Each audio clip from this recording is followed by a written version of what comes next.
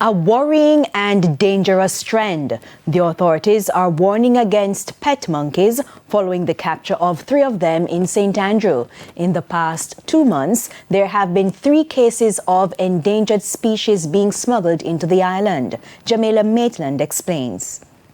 It is a big deal because, first of all, monkeys are not to be imported into Jamaica. Chief Veterinarian Dr. Sophia Ramlal on the multi-agency operation to apprehend 3 capuchin monkeys in Stony Hill, St. Andrew.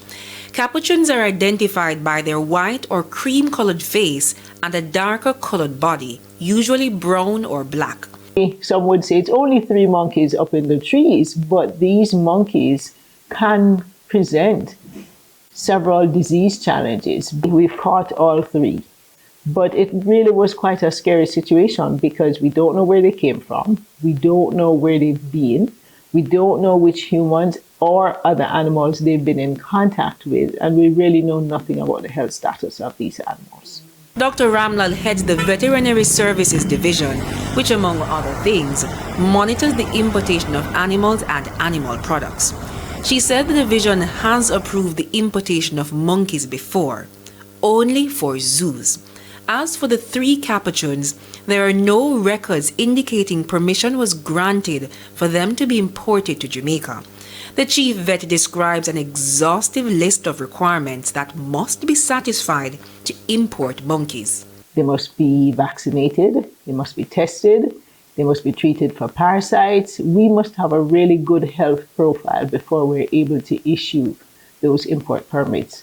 And when we have animals that are imported illegally, those animals would not have undergone that kind of scrutiny. But this is not the first time citizens are hearing reports of monkeys being smuggled into the island.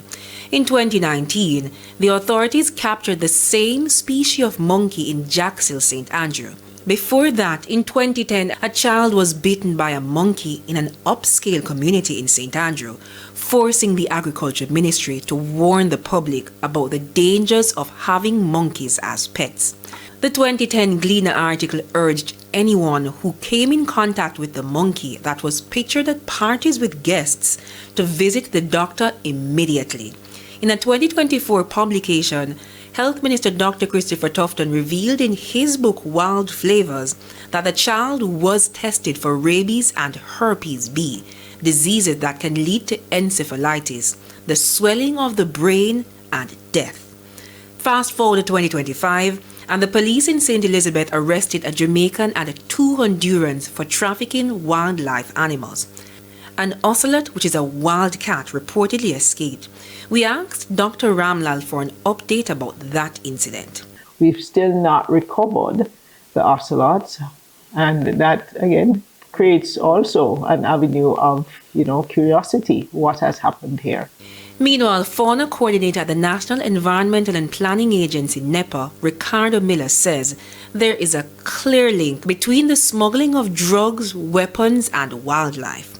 Oftentimes, it's the very same trade routes, very same players who are trafficking drugs and guns who would take the opportunity to traffic a wildlife while they're doing this. We've had 3 or 4 different species be illegally detected in this country.